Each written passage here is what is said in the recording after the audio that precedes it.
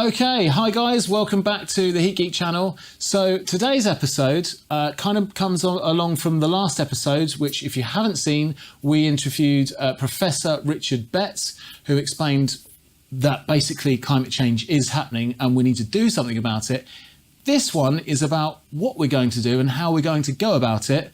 So again, we've got the best, arguably the best person in the country to explain to us the opportunities we have in front of us for lowering carbon as a nation together, which needs policy. And the only person to interview regarding that is Heat Policy Rich, aka Dr. Richard Lowes, who is involved with Exeter University, that's right, and isn't it? And RAP, Regulatory Assistance Project. Could you tell us a bit more? Yeah, that's right. And thanks for the very kind intro, Adam. I am just one man. And there's a whole network of people working on this. I've just been working on it for a long time and working on little else.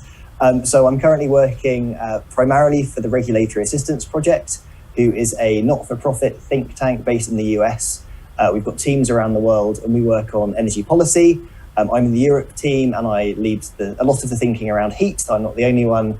And I'm also, like Professor Richard Betts, also an employee at Exeter University as well. It's where I did my PhD. And my master's in energy policy.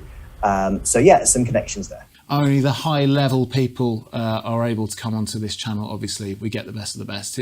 Modest too. So getting into the meat and bones. The main thing we kind of get from obviously we're engineer sort of background, from engineers is they kind of moan about policy. They don't like it because it doesn't involve them. They don't think it's well thought out. What can you kind of tell us to maybe reassure us, or do you agree with that sort of stance? Well, I'd say that policy and regulation drives the change that happens in the world of energy. So if we look at some of the huge stuff that's happened, whether that's the development of offshore wind, that was all driven by policy, that's now really cheap.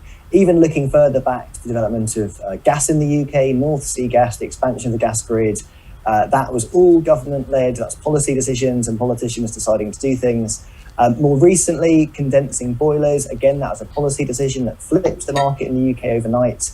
And now as we look towards renewables and decarbonisation and getting to net zero, it's going to be policy that drives that. And so if you're not engaging, you can't have a voice because no one's going to hear you, and you can moan about it as much as you like. But unless you're engaging, you can't really moan about it because you've got no right to, basically. If you're moaning about stuff that happens and you're not even bothering to join the discussion then maybe you should join in that discussion. But also, there is a great deal of information that policymakers can learn from engineers. And so that's why I've spent a lot of time speaking to engineers, dealing with Nathan at Beta Talk podcast, speaking to you, Adam, and trying to join up the pieces. Because to get to where we want to go, so if we want every house to have low carbon heating, someone's got to do that, someone's got to fit it, someone's got to service it and make sure it's working okay.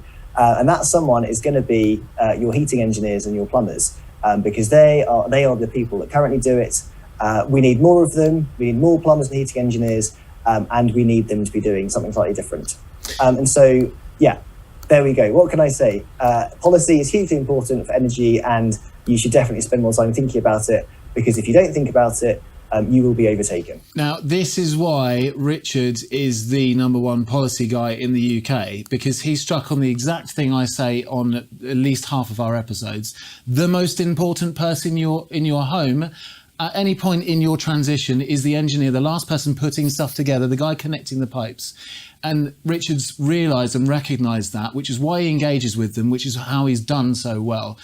Everyone who's achieving in this industry has that common understanding, and that's how we speak today. And as Richard mentioned as well, this isn't going to be something, this kind of episode isn't going to be something we do regularly, but if you do like this kind of content, the best source of this kind of content would be the Beta Talk podcast. My close friend Nathan, he's been on the show. Harrison, the producer, will give a little B-roll slide of me chatting to him now.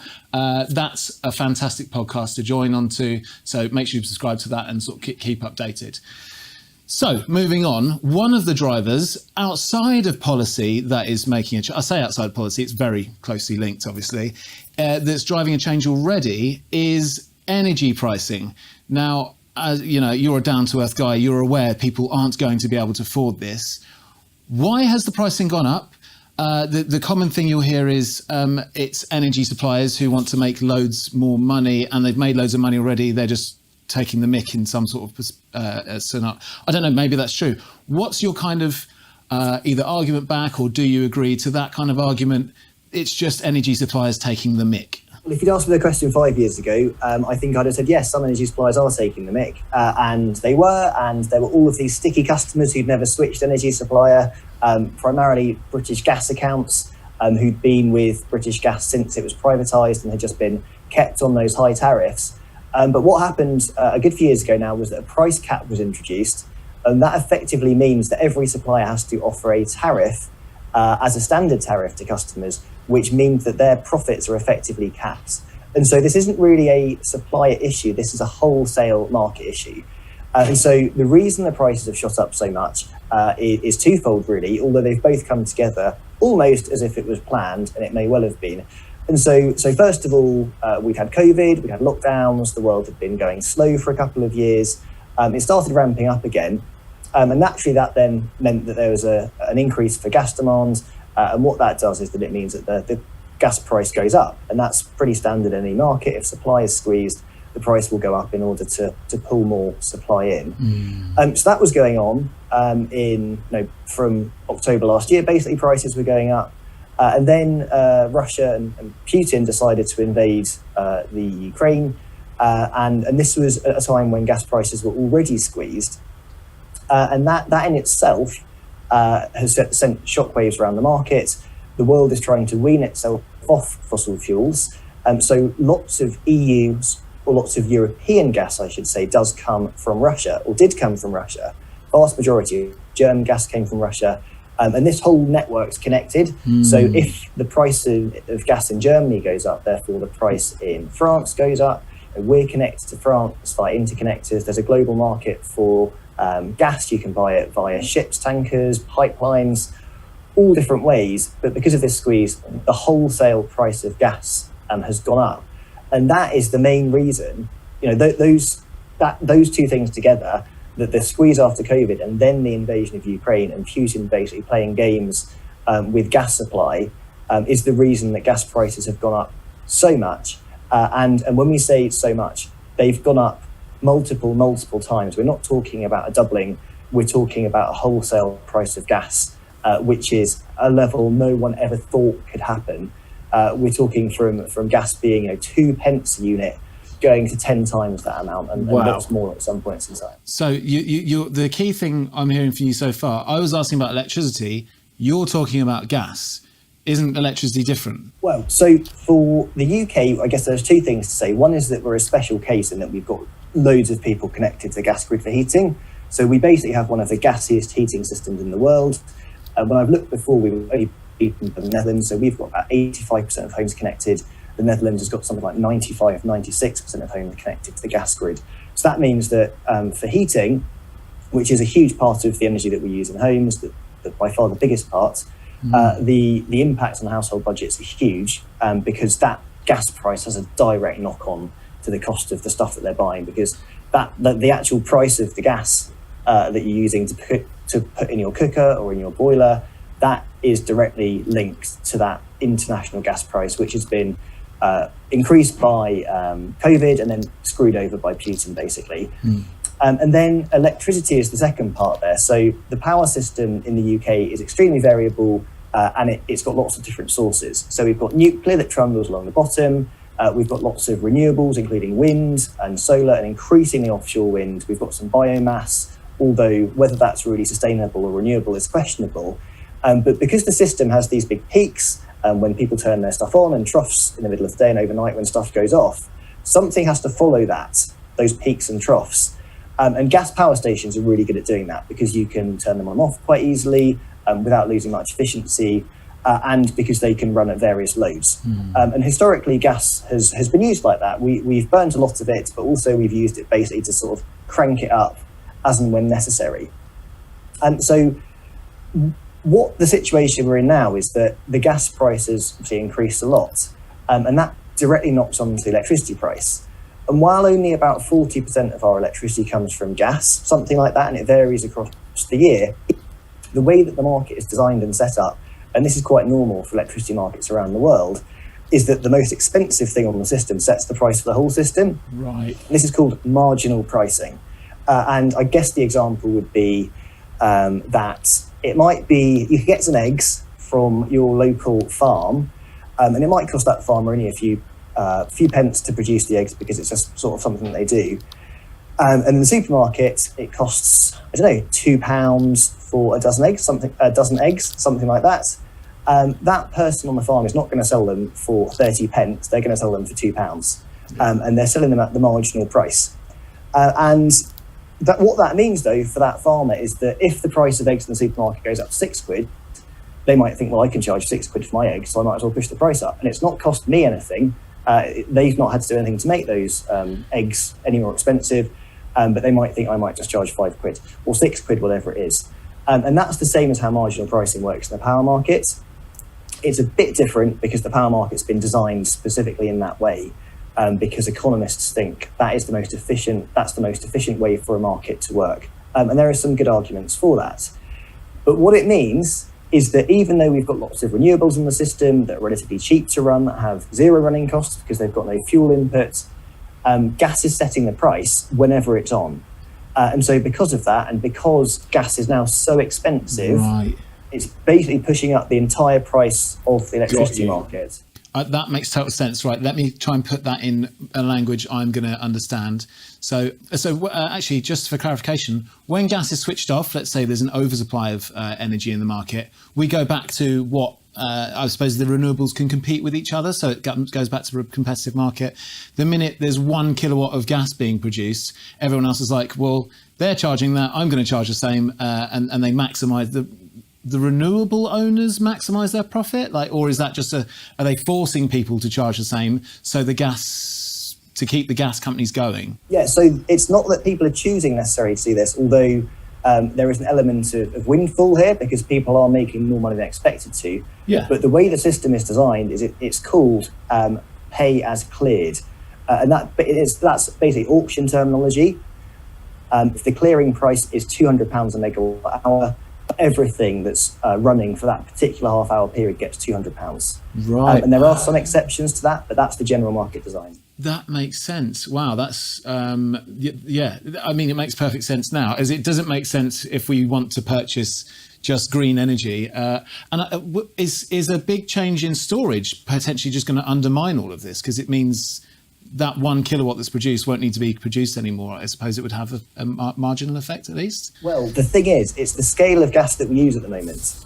And so when we've got, almost half of our electricity coming from gas, it's on almost all of the time. Yeah, okay. And so the only time it really won't be on is if there's a lot of wind, because we've got so much renewable energy now. So if it's really windy and really sunny, it's possible that there'll be a very limited amount of gas.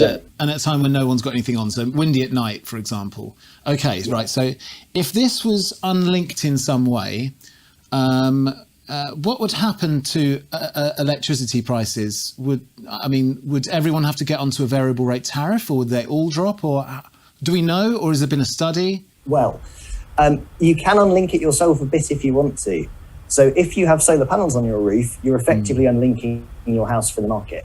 And you can do that with a battery as well. So your PV panels, they might cost £4,000 or £5,000, and depending on when you got them and how big they are, possibly more, possibly less. But that's probably going to be something like 6 or 7 pence a kilowatt hour over the lifetime of the system. That is going to be significantly undercutting the market rate. So everyone who's got a big roof and who's able to should think about getting solar PV now, because it's so cheap compared to the market rate of what we're looking at, 52 pence a unit in October compared to 7 payback, going to be in a couple of years. And the government should be supporting that as well, because not everyone can afford the capital to put that on their roofs. And of course, we're running out of time now. It is the end of August. Can you find a PV installer to do it for you? Probably not, because everyone's had the same idea. And if you've got a battery as well, you can obviously charge that up and use that overnight and maximise your self-supply. So you can delink your own house from the market a bit if you've got the means to. But there are also discussions about whether you sort of split the market in the UK, because we don't know how long these gas prices are going to be very high for. And so if they were to fall back next year to normal levels, then something simple, a windfall tax, some sort of short-term interim cap or whatever, might resolve this situation. Yes. But if we're going to be in a period of high gas prices, so we're certainly thinking about high gas prices for the next year or two, some people are talking about for the next decade, then you need to think about doing something more fundamental, because marginal pricing is great. It's got loads of good attributes. Economists love it because it's very efficient, and because in theory, having the really high prices means that stuff like storage or PV should rush in to basically fill that supply gap, because it's cheaper. But we haven't got any alternatives for gas at the moment, for gas generation. And when we think about alternatives, whether they're batteries or whether it's hydrogen storage or compressed air storage, we can't deliver them quickly enough to get rid of these gas use, and these gas prices, which are going to be around for a long time. And even if we get to say 2050 and we've still got a little bit of gas in the system, it's still going to be an issue that the gas price might be effectively controlling the price of electricity a lot more of the time than it's actually being used. So is the government kind of aware of this issue of gas making electricity more expensive, first of all, and are they working on it? Is it a tool they're seeing as a potential way out? And second of all, if we did do this unleaking, heat pumps all of a sudden going to be like a no-brainer, because electricity prices could just literally just drop overnight. Well, I'll go back to the solar PV point. If you've got solar PV, and you've got that supply of electricity, a heat pump will almost certainly make sense for your house from a cost perspective. Because you can, in my house, I've got 8 panels on the roof, so not a very big PV supply and a small heat pump, but it is producing about a third of the electricity that I use for my heating. So it's doing hot water, it's doing heating in the shoulder seasons, and it's offsetting a lot of the electricity demand. So on our numbers and my numbers, we think that a combination of a solar PV and a heat pump is very, very cost effective compared to gas heating already. Looking forward, yes, the government's been talking about reviewing this for some time, actually. And there's something going on that was happening before any of the gas price increases, called the review of electricity market arrangements, called REMA. And within that, they're talking about loads of different options, what to do. They basically don't know, because we're slightly uncharted territory. The issue that we've got as a country is that we've got all of this offshore wind, and we've got plans for loads and loads of offshore wind, a target for, I think, 30, maybe even 40 gigawatts by 2030, which is huge. And that's all going to be under these contracts that basically guarantee a set price, something called a contract for difference.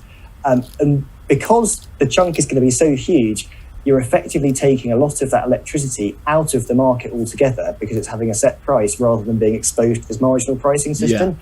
I appreciate this sounding quite complicated now. No, I'm with you.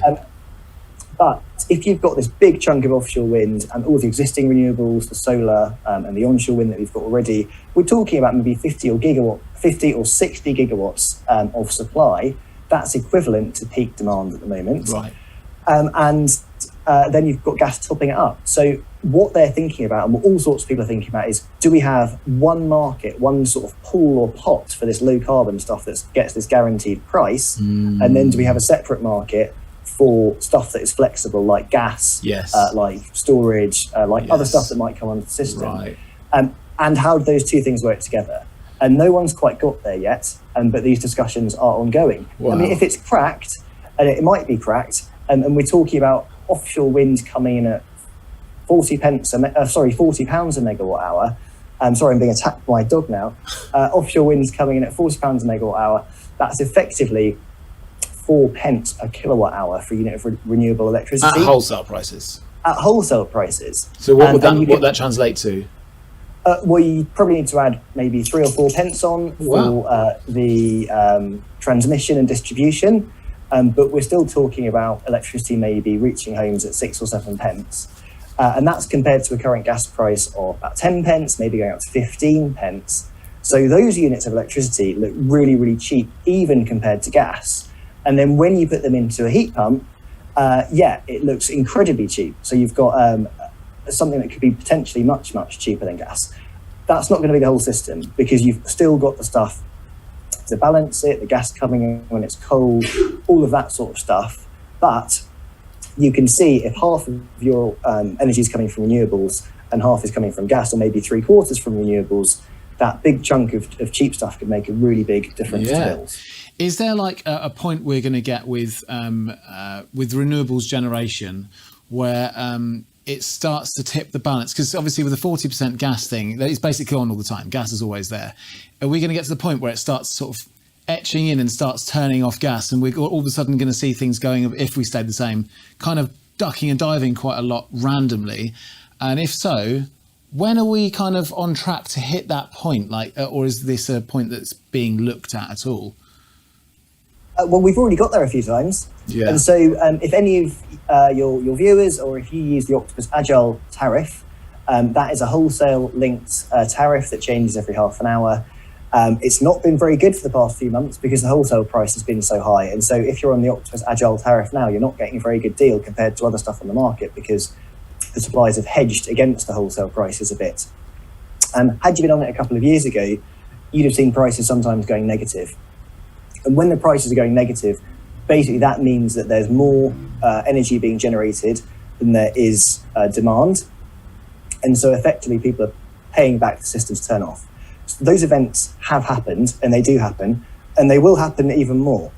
And capturing that value is very tricky in the existing market, because actually what Octopus have done isn't technically possible in the current system, and they're effectively funding it themselves. So they're seeing a loss on that tariff. Well, they're doing it as a trial, and they're doing it in the hope that the government will change the system to reflect those 30-minute prices.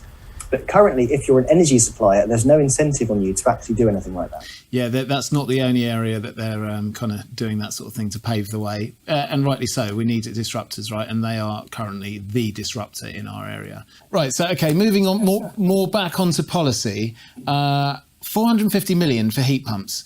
Is that a good use of money? Could that money be used elsewhere? This is the BUS scheme, boiler upgrade scheme, which pays you money to replace your boiler with a heat pump. Could that money be used elsewhere? If we didn't put any money in, what's climate change going to cost? Is it a good idea? And your heat policy, Rich, you tell us. So if I was in government, I'd be thinking, I've got all of these things that cost a lot of money and I've not got much money to pay for them. And so currently, and I say currently, since austerity came in with the Cameron government in 2010, there's been this sort of hawk-eyed watch on any sort of government spending. Things have been cut. Things have been cut back to the bone, though. That's the problem. And so stuff that we took for granted, getting a GP's appointment quickly, getting an operation quickly, energy efficiency schemes being run at scale, they've not survived very well. And so we've got a legacy of not investing enough, basically. And anything that, like energy systems, water systems, sewage, they take a lot of money just to keep going. And you can cut them back and cut them back and cut them back. And it's the same as buying a cheap boiler and never servicing it and setting it up to run at a hot temperature. If you chuck something in, if you go back to bare bones, or you don't do stuff thoroughly and properly, it's a false economy. And so basically more investment is needed in the UK in all sorts of places. Energy is one of those places, and we could talk about, I guess, the NHS as well, talk about schools, and they're all competing for cash. The reality is that we need to start spending a lot more money on stuff, because looking at the UK's economic outlook at the moment, it's not great. Growth is slower than other countries. NHS performance is poorer, education is poorer. But anyway, lots of stuff needs money, and we have to put money into stuff. In the case of heat pumps, there is a requirement to do loads as quickly as possible under the Climate Change Act targets that we've got. So we've got a goal, a legally enforceable goal, to decarbonise our energy system by 2050, and we've got interim budgets within that, amounts of carbon that we can emit. We've got that at a national level. We've got the Paris Agreement that we signed up to, so we've committed to doing this to the rest of the world as well. And if heat pumps are undoubtedly a big part of that. Every single study I've ever looked at shows multiple millions of heat pumps in the UK by 2050. They are the most cost-effective low-carbon heating technology, and that, to be quite honest, there's not much else that you can put in to decarbonise a house. And so we've got to start somewhere. And we started somewhere with the renewable heat incentive back in 2011 for homes, but it really kicked in 2014 as a sort of tariff scheme. And that didn't do very much at all because it didn't give people any cash. It just paid them a sort of income over 7 years, which is fine. But for most people, when you're buying a heating system, particularly a heat pump, because it's more expensive than a gas boiler, you don't want something trickling into your bank account every quarter for 7 years. You want a lump of cash. And that is really the go-to scheme around the world for deploying heat pumps, giving people money. It's as simple as that, because it costs more for that first time switch, for big radiators, for the heat pump unit, for the external works, for wiring, you know all of this. So 450 million we've got under the boiler upgrade scheme. It should increase the market possibly by about double compared to where it was under the final years of the RHI. It's still looking at where we're supposed to get to, probably isn't enough in terms of numbers. So we've got this target that came in from Boris Johnson for 600,000 heat pumps a year by 2028. That should actually be 900,000 a year if we look at what the analysis by the Committee on Climate Change has said. So the 600,000 year target is big. We've got an even bigger target that we're supposed to be trying to hit. And what currently is there under the boiler upgrade scheme is nice, and it will keep the market going and it will grow it, but it's not quite enough for that trajectory that we're supposed to be on for those targets that we've committed to as a country.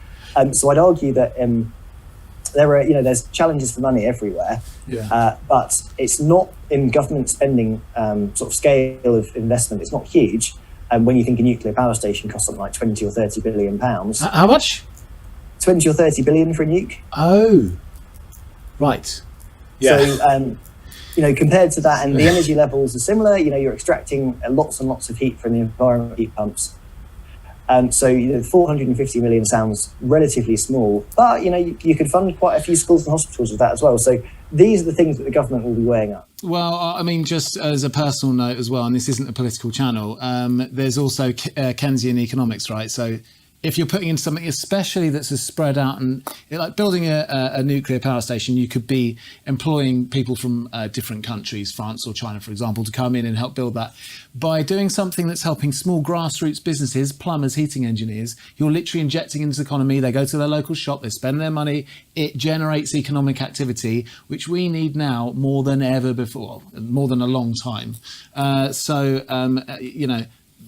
There's a bigger picture point as well there, Adam, because currently we're spending loads of our salaries and wages on importing gas from Norway. And there's a big economic argument if you stop doing that. Well, I mean, it's not an economic argument, it's an economic fact. If you stop giving money to Norway and invest it into installers in the UK, that's going to be much better for the economy than it is just simply giving £2,000 a year per household to Norway. Or whoever it is that we're buying the gas from. And as an installer, we can then go and buy back from your shop. It's people need to start thinking a little bit more insularly there. Unfortunately, that's the way it is. Okay, so the other thing that's going to push us obviously to heat pumps is the ban on oil. There's a ban on oil coming in, right? When's that coming in? Yeah, so is in theory, the government is banning what they refer to as high carbon fossil fuels. Effectively, what that means is that replacement oil, LPG, that's propane systems, will be banned in 2026. And that will obviously primarily affect the off-gas grid areas, so the more rural areas. If you're an installer in an off-gas grid area, it's likely that you're already seeing increased demand for heat pumps because people are requesting them, and the boiler upgrade scheme is there as well. But when it goes beyond 2026, if the legislation is introduced, then it's literally going to transform the market in those areas. So if you're not already doing that, get doing it, or you're going to be out of a job. Then gas is 2035 new builds, 2035 retro. Is that right? Well, yeah. I mean, so for new builds, again, it's going to be 2026. So if all of this stuff does happen and it's not been signed into law yet, and that's a really important point, if it does happen, then for new builds, no fossil fuel heating also from 2026. So we'll see the new build market, 150,000 homes a year flipping from fossil fuels probably to heat pumps. We'll see the boiler market, a bit smaller than that, but that's about 1 million homes in total, also switching away from fossil fuels. For gas boilers, no date has been agreed. The suggestion from, I think, the Commission on Climate Change was 2033, because if you're putting in a gas boiler after 2033, and it has a lifetime of, say, 15 or 17 years, that's getting you really close to 2050 when we're not technically allowed to burn any fossil fuels. Okay, 2050 is no more burning fossil fuels. Okay, that makes sense. I just thinking of a side tangent here. If we stop using gas, doesn't that mean there's more gas available and the price of gas plummets and that becomes a cheaper fuel, and then that makes people use it longer, etc.? Is that a thing, or? Well, it might be if we had loads of gas, but we don't. So in about 2000, we were producing. I mean internationally. Okay. Well, it's quite expensive to ship gas, and the thing is, if you end up in a situation where you've got only a few houses using the infrastructure that's built for millions of them, running that infrastructure becomes very expensive. The opposite could happen. Right, you could end up with a few homes that haven't switched away from gas, having to pay these distribution charges of ridiculous amounts of money to fund a whole system designed for millions of people. I think it's unlikely. Also, as I said, we don't really produce much gas. We do produce a lot of gas now, but looking at the forecasts for our continental shelf extraction, it's predicted to drop very sharply quite quickly. Okay, well, maybe good timing anyway. We're already a net importer of gas, so we're already importing about 60% of our gas use, which I find quite scary. Yeah, and exporting a lot of money. So there's a lot of work obviously going on here in houses with engineers and, policymakers, etc., scientists, because we're trying to drive down carbon. Isn't it all pointless when China are doing whatever they want and America and whoever else? Or what's the argument behind we should lead the way, for example? I think there are multiple arguments for leading the way. One is that clearly you can make loads of money if you get this right. Because the whole world's only going one direction. We're already a leader in offshore wind, which is great, and that might be one of the biggest growth technologies. Could we be a leader in getting off gas and looking at the solutions to what we do with our gas grid and our gas infrastructure? I think that's a possibility as well. Apart from the fact we've talked about already, it's really expensive to import gas that we're just giving money away to foreign states. It would be good if we could use some of our own renewable supplies, and naturally electrifying loads of stuff and building loads of offshore wind helps with that. From a sort of ethical climate change perspective, we still, in the UK, we live in these lovely houses, relatively speaking. We have carbon emissions higher than the global average. So we might have a carbon emission of 6 or 7 tonnes per capita in the UK. That's going to be at least double the average per person emissions of a Chinese person. So while China does have a lot of emissions, and it has a lot of industry, which I'll come back to, per person, we're still emitting a lot more than each person in China. The other thing that is connected to that is that we also buy loads of stuff.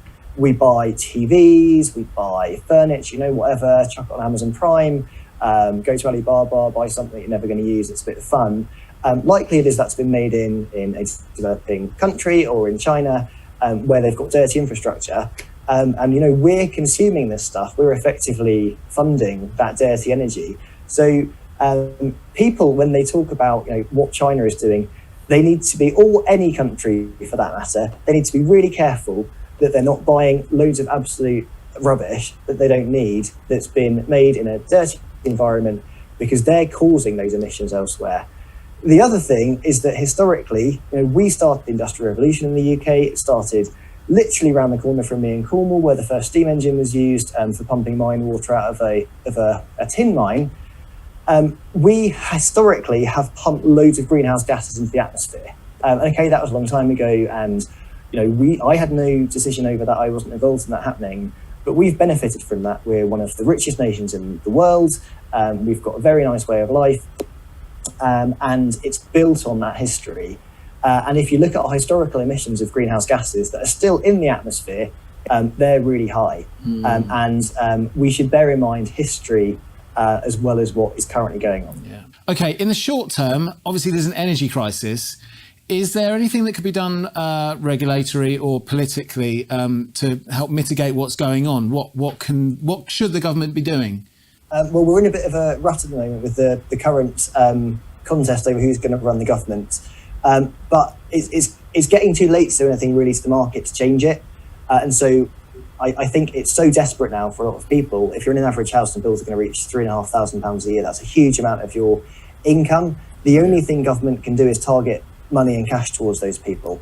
I think it's too late to do anything else. People can be as careful as they want over whether they're leaving lights on, cooking, using microwave, whatever's being promoted, or turning thermostats down. But you're still going to see at least £1,000 or £2,000 increase for your average bill. So government's just got to get around the idea that they've just got to give people money, because if they don't, then people are literally going to not be turning the heating on.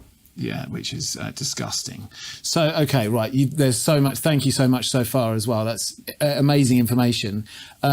Right. Looking at our kind of average viewer, which may be someone, a heating engineer or someone who's a bit more savvy in this space and is doing research, and perhaps maybe answering someone who's a bit afraid of the change that we're going to have to undercome. They want to stick with gas boilers. That's what they know.